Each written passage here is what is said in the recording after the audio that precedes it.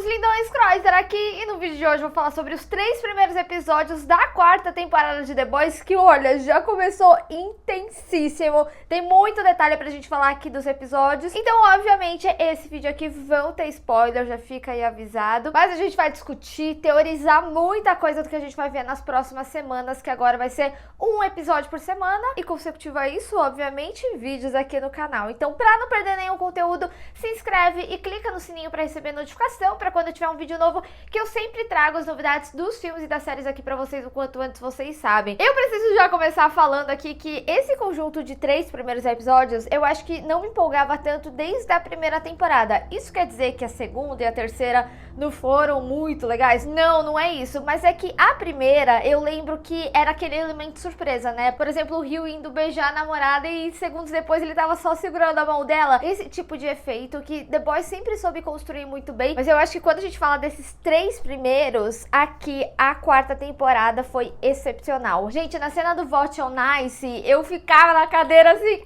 meu Deus, o que tá acontecendo? E detalhe, repara como é Jesus que mata todo mundo da cena. Outra coisa que eu não posso deixar de falar também é que eu senti que essa temporada ela tá com um texto muito afiado. Eu gosto muito quando eles têm essas piadas de recorrência. Então, por exemplo, o Leitinho vai lá falar com a Monique e aí ele fala assim, não sei o que você viu nesse cara, não pode ser o pau dele. E aí a gente vê a Monique, né, fazendo aquela cara como quem diz... menino, nem te conto.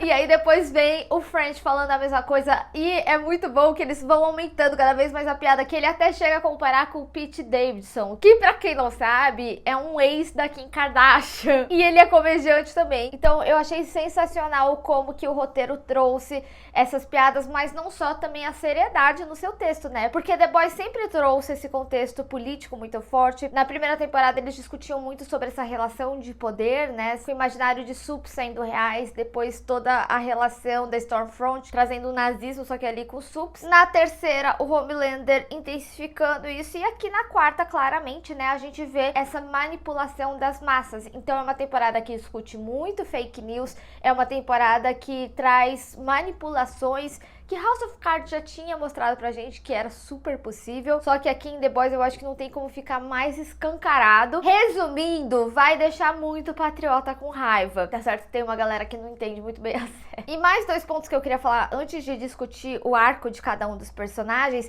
é que a gente tem consequências reais de Gen V aqui. Caso você não tenha assistido a série, ao longo aqui do vídeo eu vou explicar o que você precisa saber para determinadas informações que são jogadas aqui, como esse vírus anti-Sup que o Butcher discute ali com a Newman. E também sobre o Noir. Temos muito o que falar sobre o Noir, mas eu não posso deixar de falar também das participações especiais. Gente, maravilhoso o Will Ferrell aqui, com o Ferrell fucking Streep, que vai ganhar um Oscar com a sua atuação. E vocês separaram na voz da Ambrosia? Sim, o povo do profundo. É a Tilda Swinton, eternizada ali em Constantine. Além de, lógico, né, a vinda aí do Jeffrey Dean Morgan, que já trabalhou com Eric Kripke em Supernatural, assim como o Jensen Ackles. Então, assim, The Boys cada vez mais só melhora. Então, bora falar individualmente de cada arco aqui. Tem muita coisa importante que aconteceu nesses 3 primeiros episódios. Eu acho que o primeiro foi o que teve maiores eventos, o segundo mais direcionamentos para essa temporada e o terceiro mais consequências. Então,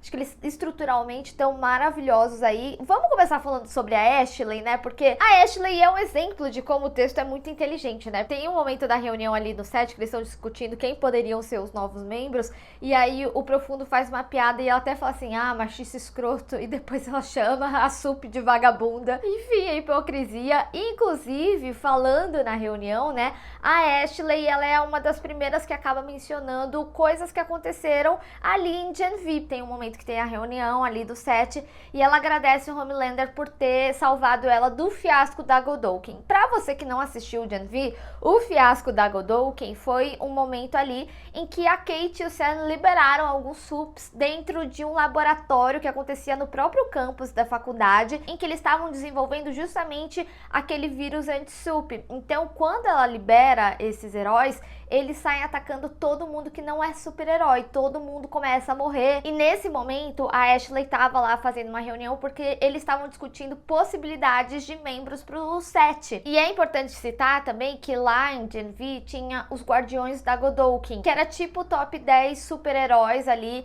que teriam essa possibilidade de entrar pro set. E o Homelander, ele tem uma participação final ali na série, porque a situação tá fora do controle, e ele pega a Marie tirando o braço da Kate, e aí ele até fala, né, você tem prazer em machucar sua própria espécie, algo nesse sentido, e aí ele apaga ela e as coisas ficam mais apaziguadas ali e tudo mais. Mesmo a Kate sendo a pessoa que instaurou o caos ali na Godolphin, ela acaba se saindo bem da situação, e aí no final, né, mostra que a Kate e o Sam são considerados os novos guardiões da Godolphin. E no trailer de The Boys a gente já viu esses dois personagens. E aí, a partir disso, tinha uma teoria que o Sam poderia ser o substituto do Noir, porque a gente viu que o Homelander matou ele ali no final da temporada. Aqui nessa quarta temporada a gente vê um Noir completamente diferente, falante, gente, é muito engraçado. Eu adorei o Noir, ele fica simplesmente abismado com tudo que tá acontecendo ali,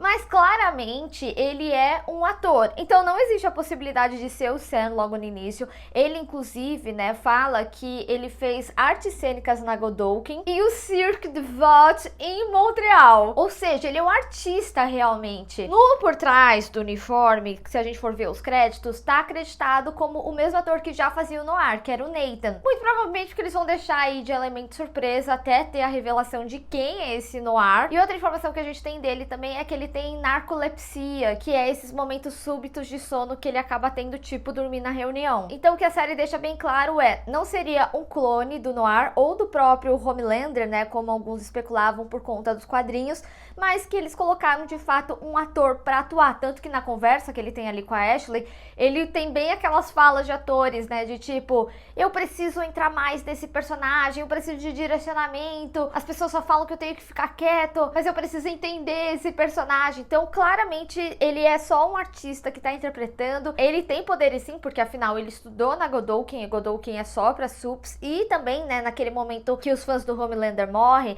ele é muito forte, então a gente vê que ele tem uma super força aí, pelo menos nos seus poderes. E é interessante porque quando eu assisti ao primeiro episódio, eu achei que tinha ficado por debaixo dos panos, que ninguém sabia, mas pelo que eu vi nesses episódios, nos 3, né, dá a entender que todo mundo sabe sim que o Noir morreu e que ele foi substituído, e meio que todo mundo tá em paz com isso, e que nunca foi divulgado e tudo mais. Então vamos acompanhar os próximos episódios e descobrir quem que é o Noir. Eu, honestamente, acredito que se for o Sam, por exemplo, ele vai substituir em algum momento. Por exemplo, esse Noir, já que ele fala tanto, ele vai irritar o Homelander em algum momento, e esse também vai morrer, sabe? Vai rodar. O Sam, ele seria o mais ideal porque ele é mais na dele ali, né? E eu não posso deixar de falar também que no momento que o Homelander, ele apresenta o set, ele chega e fala, de quem será a última vaga? Ninguém sabe. Então faria sentido, por exemplo, que a Kate entrasse nessa última vaga e o Sam ficasse, sei lá, no lugar do Noir, que era o que algumas pessoas estavam especulando desde o fim de Gen V.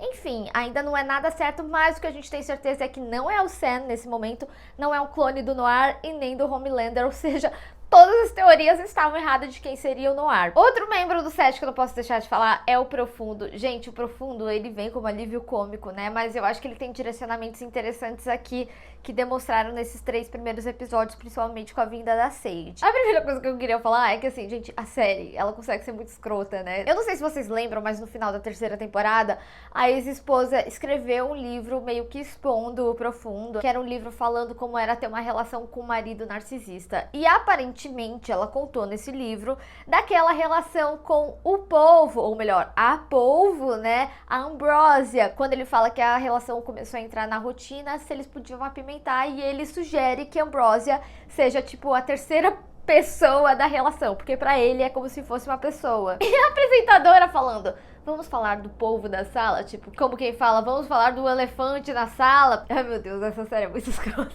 Mas, como eu falei, né, o Profundo, ele sempre acaba trazendo esses momentos cômicos, só que aqui, por conta da vinda da Sage, ele começa a ter um direcionamento um pouquinho diferente, porque ela fala pra ele que ele é um ser superior, que é um pensamento muito equivalente ao que o próprio Homelander tem, né, sobre os sups, e aí o Profundo começa a tratar a Ashley diferente, porque ela fala que ele não devia suportar a forma com que ela fala com ele. dele, e a Ashley fica genuinamente com medo dele. Então eu fico pensando se ele também não vai ter um direcionamento um pouco diferente e mais agressivo, de entendimento aí, que ele pode se impor agressivamente, né, que as pessoas vão ouvir ele. Então a minha pergunta é se ele vai acabar utilizando mais disso. Deixa aí nos comentários o que vocês acham. Agora, talvez o arco mais importante do set, tirando, né, do Homelander, que é o arco principal, que acaba trazendo tanto a Sage quanto a Firecracker, que eu já vou falar delas. O arco do A-Train é onde traz uma das maiores seriedades, né, além do arco do Homelander. Então a gente vê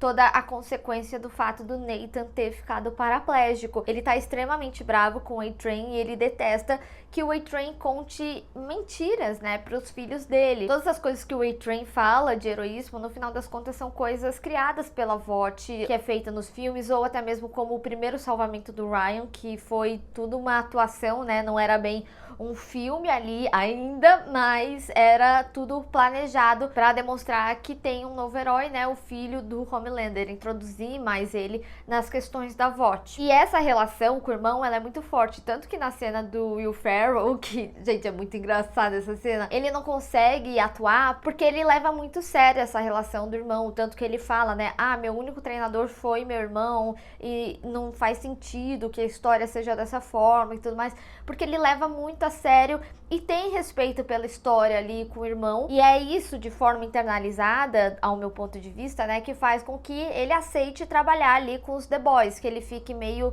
de espião do set, que era algo similar a da Starlight, né, quando começou a ter um envolvimento ali com o Rio e ela não concordava com as coisas que aconteciam lá. E assim, eu preciso confessar que eu acho que tem grandes chances do A-Train morrer nessa temporada, diferente da Starlight, que conseguiu sair viva, mas talvez morrer com um ato heróico, né, que ele seja lembrado dessa forma, ou não, né, nem sempre as pessoas veem as coisas boas que são feitas. E eu achei que faz muito sentido, eu acho até interessante, por exemplo, a aceitação do Rio e com o A-Train, porque todo o envolvimento do Rio e com os The Boys foi por causa de algo que o A-Train fez pra namorada dele, pra ex-namorada, né, no caso. Mas eu senti que o Rio aceitou muito bem, né, ele só tá meio confuso de por que você tá ajudando, por que você me salvou no momento ali da Vote on Ice, né. Mais diferente da Starlight, que brigava ali internamente, eu vejo o A-Train continuando fazendo as coisas que é designada pra ele, que o Homelander manda e tudo mais, e ao mesmo tempo ajudar eles ali. Só que o Homelander descobrindo isso, não vai ser bom. E falando nos The Boys, né, nessa temporada eles começam mais equipados e organizados. Agora eles são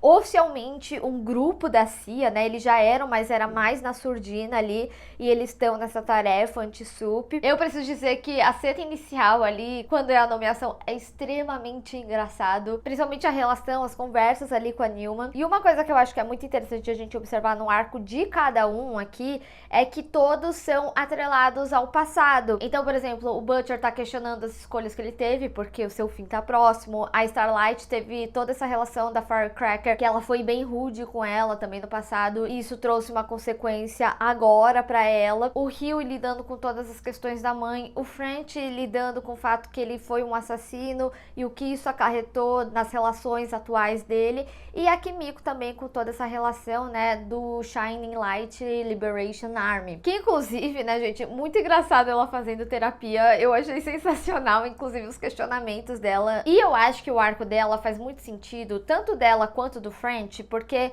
os dois, eles vêm muito seguidos ali da terceira temporada. Na terceira temporada, eles tiveram um arco um pouquinho mais separado de todo mundo. Aqui ainda tem sua individualidade, mas o arco dele está muito mais atrelado aos The Boys. Mas no caso da Kimiko, né, na terceira temporada o desenvolvimento dela foi muito com relação aos poderes, porque foi algo que eles colocaram composto ali nela, porque o Shining Light Liberation Army tinha utilizado ela como arma.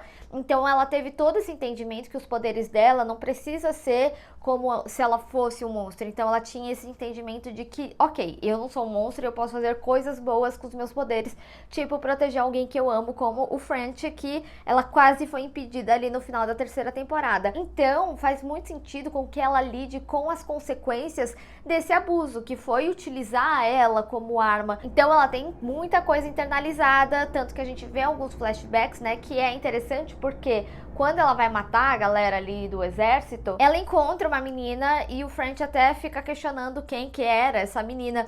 Eu, honestamente, acho que no momento que a gente vê um flashback e a gente vê ela lutando com alguém, eu acho que vai ser essa menina. Em algum momento a gente vai ter acesso a essa história do passado. E muito provavelmente a cicatriz que a menina tem no rosto, provavelmente a Kimiko que deu nela. Mas ainda assim, eu acho que elas tinham uma relação boa. De tipo, que elas eram muito amigas e elas só faziam essas coisas porque eles mandavam, né? Que eu acho que vai complementar essas memórias de trauma dela e tudo mais. E o French também é um arco que faz super sentido, porque da terceira temporada também vinha toda essa relação da Nina.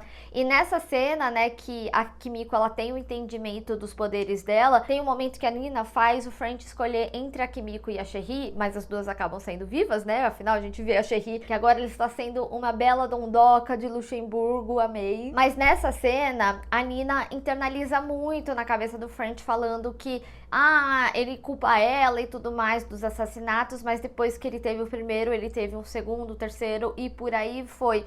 Tanto que quando ele tá ali chapadão, né, quando eles estão indo nessa missão do exército, ele vê vários corpos. Então é essa forma da Nina, né, falando que ele é um assassino, que ele gostava, assim, de matar pessoas, que ele não era uma boa pessoa. E consecutivo a isso, né, teve aí a missão da família do Colin, que ele teve que matar um juiz e que por acaso é esse homem que ele tá se relacionando. Essa relação do Colin, ela é interessante porque o French, ele sempre teve uma sexualidade fluida, mas é interessante também porque a série chega a um ponto a discutir a relação do French e da Kimiko. Eu acho que eles são muito bons amigos, eu não diria que eles têm uma relação de irmão essencialmente, e eu não descarto que algo poderia acontecer com eles, mas eles falam muito sobre o momento. O momento não faz sentido entre eles, não vai rolar entre eles. E mesmo que nunca role também, não vai ser algo que vai me frustrar. Eu gosto da relação deles, da forma que é, deles se ajudarem, deles ouvirem um ao outro. E eu acho que os dois tiveram momentos muito intensos do passado, né? Por isso que eu sempre falo muito da Kimiko e do French em conjunto, porque eu acho que os dois podem acabar se ajudando muito nesse entendimento do passado, do que eles passaram e de quem eles realmente são. A Kimiko, ela já tem esse entendimento melhor, o French precisa se entender quem é o French agora, até porque é uma temporada que fala bastante sobre quem você foi no passado, né, como eu tinha falado. Então, a própria Starlight, por exemplo, ela é questionada sobre uma atitude que ela teve no passado e ela fala, cara, eu era imatura, eu fazia o que minha mãe queria, apesar de ser bem pesado, tá, não vou passar esse pano pra Starlight, não. E eu não sei se vocês assistem dublado ou legendado, mas no áudio original é ainda mais pesado o que ela fala da Firecracker no passado. Ela não fala só assim, ela deu pra todos os juízes por trás. Ela fala gangbang, que é um negócio tipo todo mundo junto. E imagina isso, uma pré-adolescente de 13 anos e a forma que internalizou, né, eu acho que é muito importante também. E pelo amor de Deus, eu tô falando também que a Firecracker tá certa, principalmente nas coisas absurdas que ela fala, mas a Starlight errou sim aí no passado, e ainda mais quando você é muito novo, né, as coisas entram de uma forma diferente aí na gente. Então é uma narrativa que traz muito o que foi feito no passado, quem são eles agora, e fazer com que eles mesmos deixem de acreditar o que eles foram, né? Tem um momento que eles estão bebendo juntos, que eles até falam assim, faz tempo que eu não sei o que é fazer suas próprias escolhas, né? Porque até ali no The Boys, né, no grupo, ainda assim eles têm direcionamentos, por exemplo, que o Butcher pede pra eles fazerem, que o Leitinho pede pra eles fazerem, tanto que essa parte do Liberation Army ali, meio que não era pra eles fazerem isso, mas eles foram e é isso aí, faz parte. E falando em escolhas, né, nessa temporada a gente vê a Starlight nesse conflito também de entendimento do próprio manto. Ela tem uma compreensão melhor, principalmente quando o Hughie fala que as pessoas precisam de símbolos e que a Starlight era um grande símbolo, né, desse desvencilho ali da Vought, do que é realmente ser uma heroína, né, e já pra Anne, né, que ela tava tentando emplacar o nome dela e desvencilhar da imagem que ela tinha de Starlight, porque ela tinha memórias muito pesadas, né, desde o momento que ela entrou, ela foi abusada pelo Profundo, depois inúmeras coisas erradas que a Vought tinha, ela ter utilizado uma roupa completamente sexista, sem ela querer, né, então a Anne, ela carrega muitas coisas ruins com relação a esse manto, mas o que esse manto representa para as pessoas, que no final era o que importa, e era isso, né, que o Hughie estava falando ali pra Anne. E eu achei muito interessante que ela tá tentando desenvolver melhor o seu voo. O voo dela é bem parecido com o do Iron Man, né? E nossa, gente, a cena do Baby Hand, primeiro que me lembrou muito Deadpool, mas eu achei engraçadíssimo, engraçadíssimo. Cara, eles são muito escrotos, mas enfim, essa cena por si só é hilária, mas eu acho interessante porque pode ser um arco bem importante pra Anne até o final aí da temporada. temporada de que ela aprenda a voar. E falando no Hughie, né, eu achei muito interessante que eles começaram a desenvolver o arco com a mãe. O Hughie, ele tinha sido abandonado, né, até então era essa história que a gente sabia, de fato foi, né, mas aqui a gente consegue entender melhor que ela teve nessa depressão pós-parto. Eu achei interessantíssima a série trazer essa discussão, tá? Porque realmente é como ela fala, as pessoas acham só que você dorme demais e na realidade é muito doloroso, né? As pessoas não discutem muito, né, a depressão pós-parto, principalmente por ser uma relação, né, ali a maternidade. E também, né, é muito interessante a fala do Hughie, porque ele fala assim pra ela: mas você sempre estava alegre, dançando. E ela fala: era eu tentando disfarçar, mas o que rolava dentro, em mim, era muito pior. E ela fala da tentativa, né, de tirar a própria vida e que foi ali o ponto crucial dela querer se afastar, né? Mas eu achei interessante porque tudo isso que acontece, né, com o pai do Hughie é algo que perpetua desde a primeira temporada. Aí que tá, eu senti muito que, pelo menos com esses 3 primeiros episódios, que a temporada ela retomou coisas muito importantes lá da primeira, sabe? Tanto de narrativa quanto de história também. Então a gente vê aqui que o Hughie, desde quando ele se envolveu com os The Boys, ele não teve mais muito contato com o pai. A gente vê que tinha, né, um histórico ali no WhatsApp, mas que ele não convivia mais tanto com o pai. E a gente vê, né, que ele se culpa ali por não ter atendido o pai momentos antes de algo grave ter acontecido e talvez ele nem ter oportunidade de falar de novo com o pai de fato. Pra quem não se lembra, né, lá na primeira temporada, o pai tentou convencer o Hughie a não lutar contra a Vought, principalmente porque eles tinham oferecido um dinheiro e poderia ser um dinheiro que mudaria ali a vida deles. E o Hughie ficou extremamente bravo com o pai.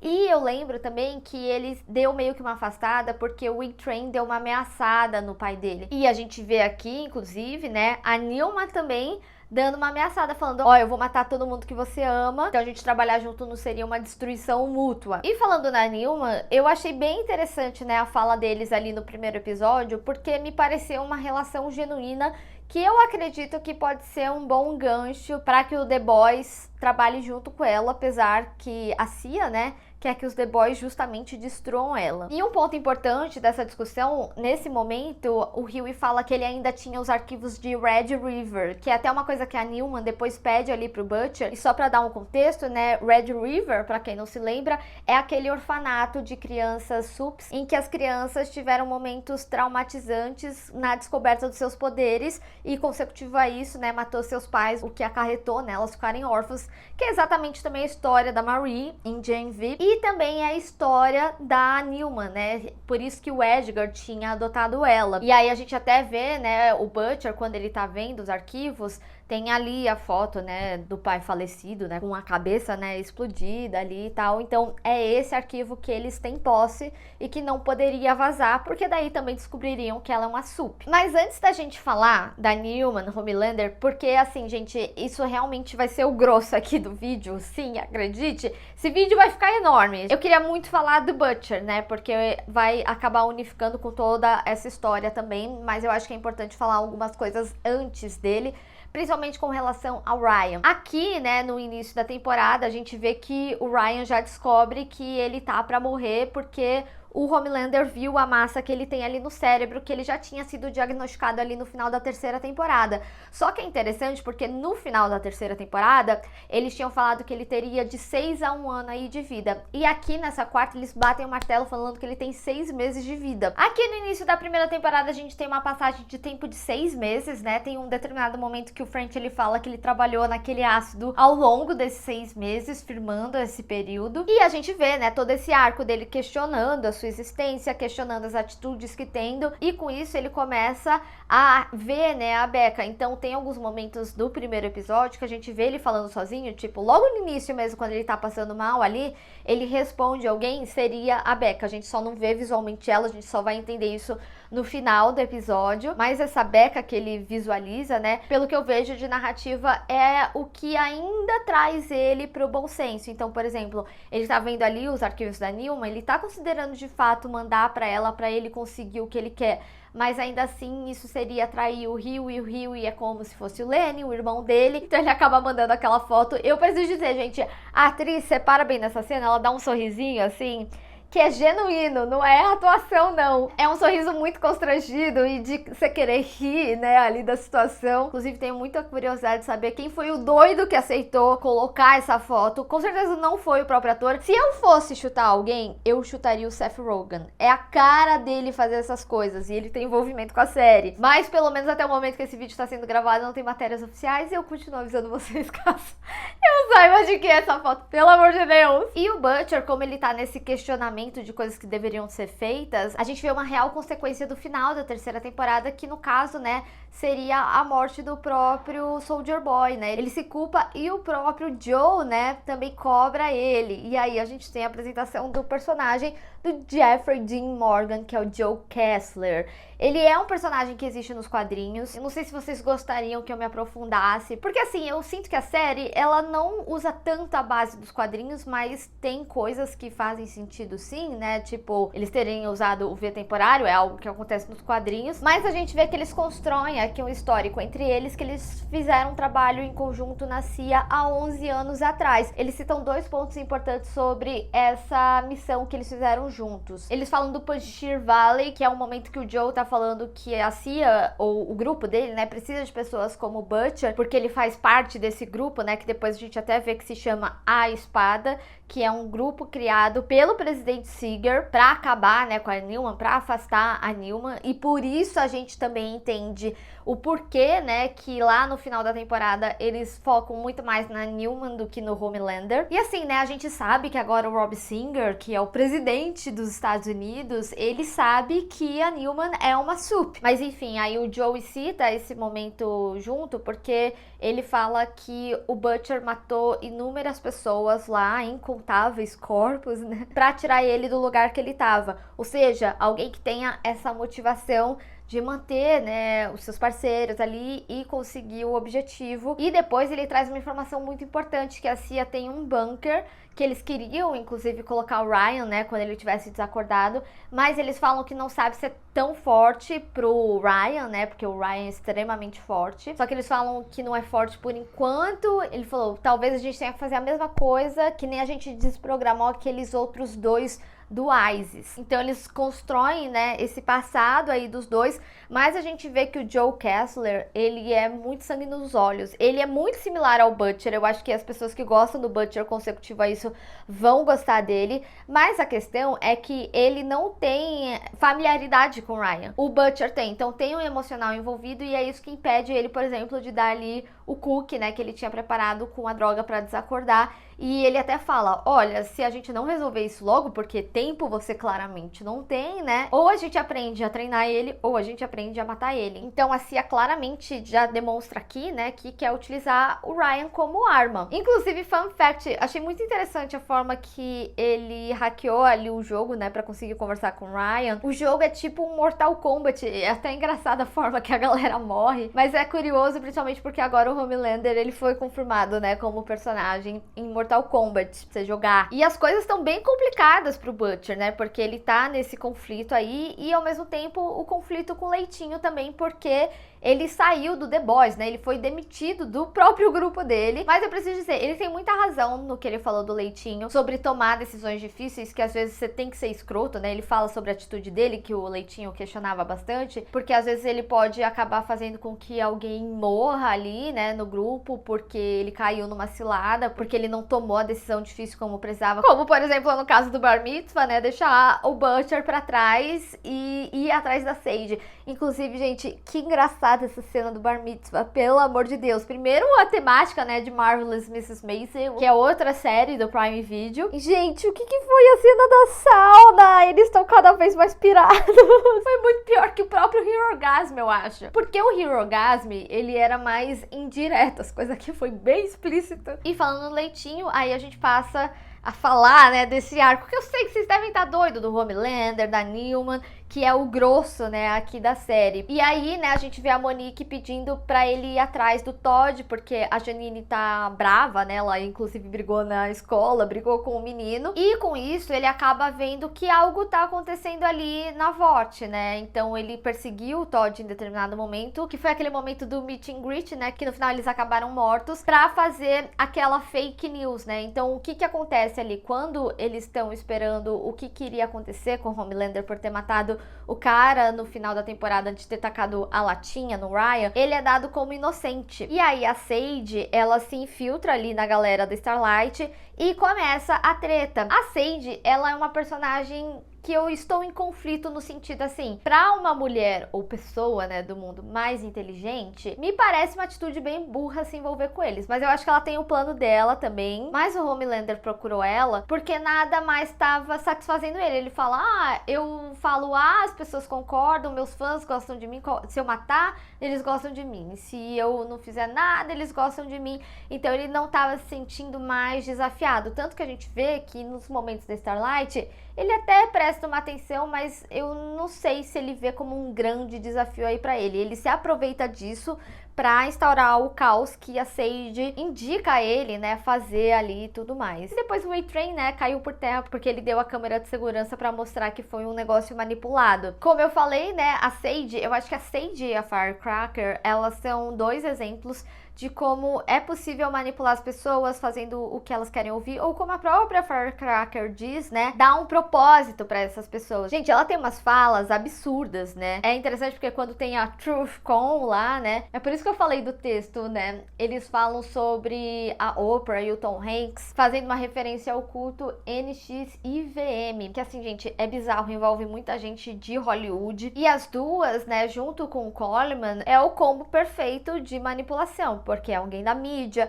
aí são outros sups, né, falando ali contra. Então, né, o Homelander, ele tá nesse desafio aí de se tornar um herói de novo ao olho do público, né, dessa manipulação que a Sage direcionou ali pra ele.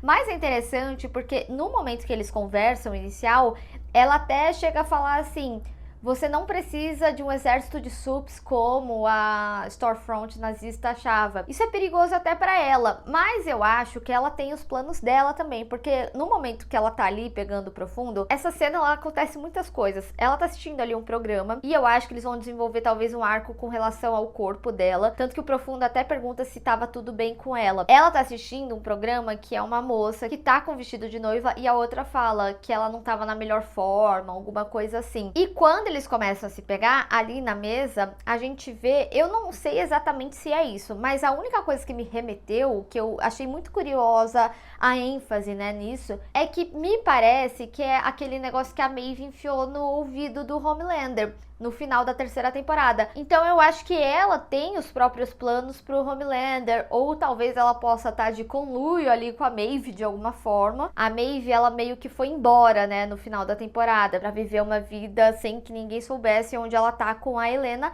afinal ela tava sem poderes. Então não sei se de fato ela tem envolvimento, mas assim, me fez parecer que a Sage tem os próprios planos dela. Por isso que eu falei, né? Ela é a mais inteligente, mas não me parece muito inteligente se envolver ali. Mas eu acho que ela vai dar a reviravolta aí. Só que assim, do jeito que ela tá, né? Principalmente a própria Ashley já falou ali pra ela: olha, não fala com o Homelander assim.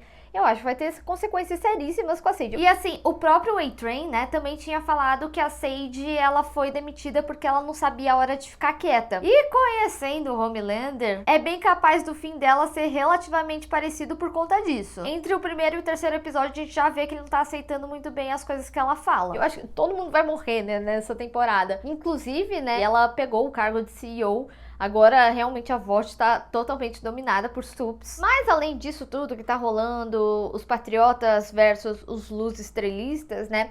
O Homelander, em meio disso, ele tá passando por uma crise existencial. Na real, ele continua nessa crise, só que aqui se intensifica mais. Eu acho que a cena do espelho pontua isso muito bem. Essa cena do espelho, que se repete, aqui ela já tinha sido muito icônica. E agora a gente vê 4 interpretações diferentes aí do Anthony Starr, né? Primeiro que ele quer ser esse ser superior, né? E ele questiona muito essa relação da humanidade dele, mas ele tá sofrendo com algo mais humano possível, que é a velhice. A gente vê ele colecionando ali os pelos brancos dele, inclusive os pentelhos. E a gente também vê, né, no momento que tá rolando o treinamento do Ryan pro primeiro salvamento dele, ele chega a ouvir os caras do marketing falando que eles estouraram o orçamento de um dos filmes porque eles tiveram que remover linhas de expressões que foram muitas. Inclusive, gente, eu amo essa galera do marketing. Eu amei a apresentação, todo o pitch ali, né, da roupa do Ryan. Foi sensacional. Então, aqui, né, a série mostra que, diferente da Stormfront, por exemplo, que tinha lá seus cento e sei lá quantos anos, não sei mais, ele sim envelhece. E a relação com o Ryan, pra mim, também é bastante humana, né, porque a gente vê ele tentando compreender determinadas situações, né, mas é engraçado que ele tem um entendimento deturpado, tipo, por que o Ryan ficaria tão bravo, né, de ter matado o Coy? Faz parte. E não é bem assim, né? Inclusive, né, isso também é um arco do Ryan ali, né, sobre lidar com os poderes dele. Ele já tinha muito traumatizado a situação ali com a Becca de ter matado a própria mãe, e ele continua colecionando mortes, né? Então é muito intenso pra ele, mas o Homelander claramente não entende, né? Porque ele tem aquela frase lá que humanos são brinquedos para a nossa diversão. E ele até fala, né? Ah, se alguém quebra alguma coisa, você não vai culpar a pessoa por isso. Ele tenta amenizar a situação, mas a gente vê que ele não aceita muito bem o Ryan ainda querer ter uma relação ali com o Butcher, que ele fala, eu te dou tudo que você precisa, você tem tudo aqui, por que eu não sou suficiente? Então isso também é uma questão muito internalizada no Homelander desde sempre, né? Sobre o amor não recíproco, ou pelo menos o que ele acredita ser amor. Então todas as relações de amor que ele teve, todas acabaram em morte, do que a gente acompanhou nessas 3 temporadas. Só que o Homelander, a gente tem que falar, ele é hipócrita, né? Porque ele fica falando que ele não tá sendo mais desafiado, mas as pessoas que desafiam ele, ele acaba matando. Óbvio, o Ryan, ele não vai matar pelo menos agora, né? Deve ter algum conflito pesadíssimo aí entre eles, mas até mesmo, por exemplo, a Stormfront na segunda temporada, ele levava flores e tal, e ela não tinha tempo pra ele, ele ficava bravo, sabe? Ele fingia que não ficava bravo, mas ele ficava muito incomodado.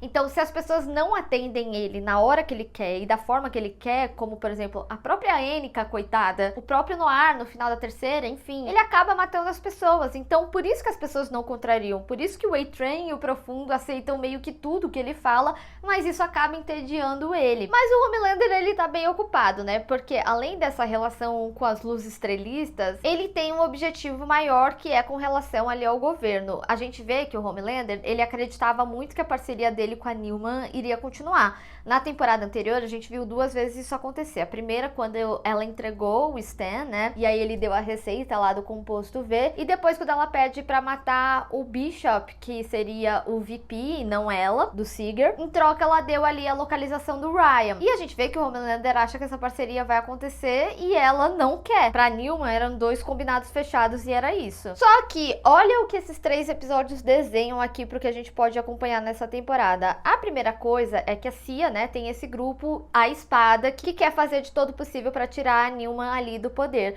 Mas o Homelander e a Sage, né, eles fazem uma proposta ali pra Newman falando que eles matam o Seeger quando ele entrar de fato, né, pra presidência. Ele já ganhou a eleição nesse momento, mas ele ainda não é presidente ativamente, né, só ali no 1º de janeiro. Então eles matariam ele depois que ele assumir, pra que tenha ali, que nem eles falam, a 25ª emenda, que seria o vice-presidente, no caso, a vice, né, a Newman, se tornar presidente. E aí eles falam que, de contrapartida, que ela teria que acabar com o departamento de assuntos super-humanos, condenar o movimento corta-verba dos SUPs, tirar os livros e professores de teoria crítica de SUPs, que teria um herói em cada cidade com autoridade legal política, e o Homelander quer que ela assuma pra todo mundo que ela é uma SUP. E ela não quer isso. E antes disso, né, ela tenta ali um acordo, primeiro com os meninos, falando que se eles tentassem algo contra ela, seria destruição mútua. E aí o Hughie ameaça, né, expor os arquivos do Red River, que aí também faria com que todo mundo soubesse que ela é uma SUP. E depois ela tenta ali com o Butcher também conseguir esses arquivos pra que eles foquem ali no Homelander e o Butcher consiga o objetivo dele. Só que nesse momento, o Butcher revela que ele sabe do vírus. E aqui eles trazem uma informação muito importante, porque ele fala,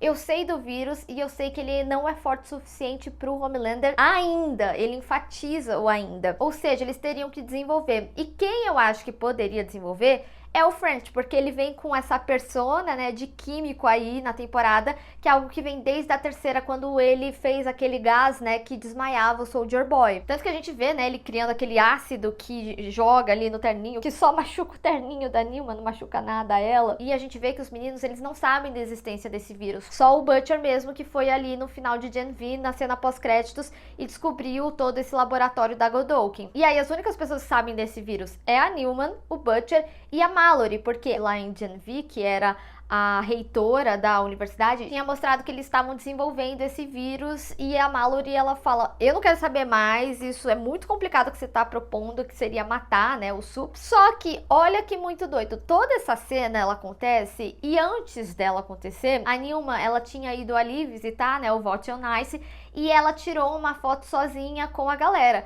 Quando o Homelander descobre que o Hughie estava ouvindo tudo, ele começa a tentar matar o Hughie e tal, e aí ele acaba matando a atriz principal, e aí começa, né, aquela loucura que Jesus mata todo mundo. Ou seja, tem a existência dessa foto que a Nilma tirou ali com a galera, que ou o presidente pode utilizar disso, porque ela tava ali meio que... Sabe aquelas coisas que o presidente vai, visita lugar, lá, que é importante? Então era uma agenda do governo, né, vamos falar dessa forma. Então eles podem ter acesso a essa foto e utilizar para ameaçar ela, ou o próprio Homelander também pode utilizar para ameaçar ela, falando tipo, olha, a gente vai falar que você matou todo mundo, tudo bem que você explode cabeça, mas olha aqui como todo mundo morreu. Por enquanto, eles falaram que foi um problema técnico ali do ensaio, né, o que foi noticiado na mídia, mas tendo essa foto, eles podem utilizar isso para fazer essa sinuca aí da Nilma fazer as coisas que eles querem. Mas uma coisa eu tenho que dizer aqui, a Nilma sempre se dá bem no final, pelo menos que a gente já viu aqui ao longo das outras temporadas. E tem outra coisa também, né, no momento que o Butcher conversa ali com a Newman, ele chega a falar que a Grace, ela tinha desenvolvido um bunker, o Hazlet, que provavelmente era o bunker que eles queriam levar o Ryan, né, mas também pode ser um local para eles colocarem o Homelander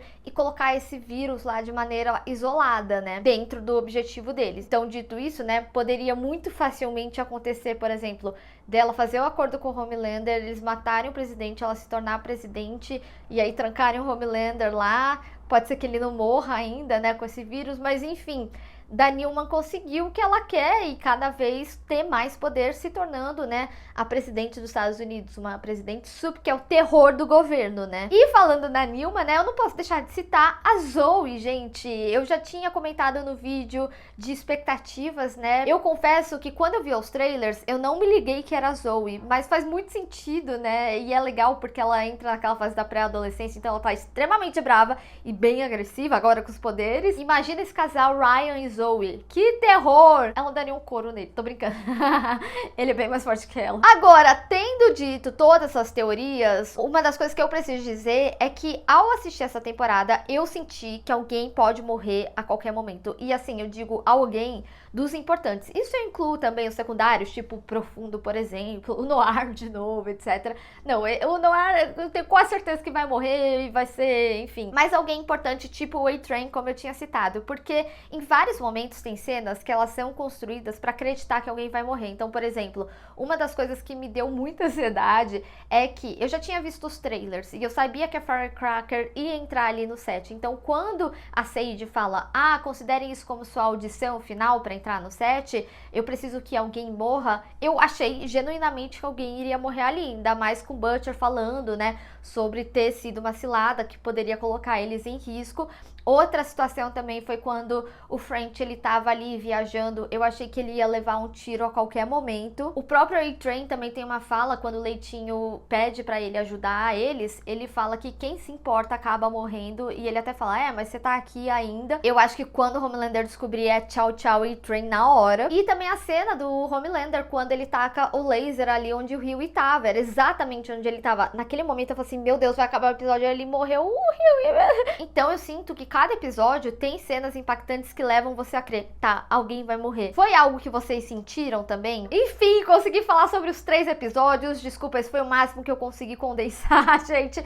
Ficou um vídeo enorme, mas eu quero saber de vocês. Vocês acham que essas teorias, elas podem acontecer? O que você acha que vai acontecer nos próximos episódios? Quem você acha que é o Black Noir? Enfim, vamos discutir. Bem, pessoal, espero que vocês tenham gostado desse vídeo. Não esquece de deixar o seu gostei e compartilhar nas redes sociais, inclusive me segue lá, se inscreve no canal e clica clica no sininho pra receber notificação pra quando tiver um vídeo novo. Te vejo no próximo.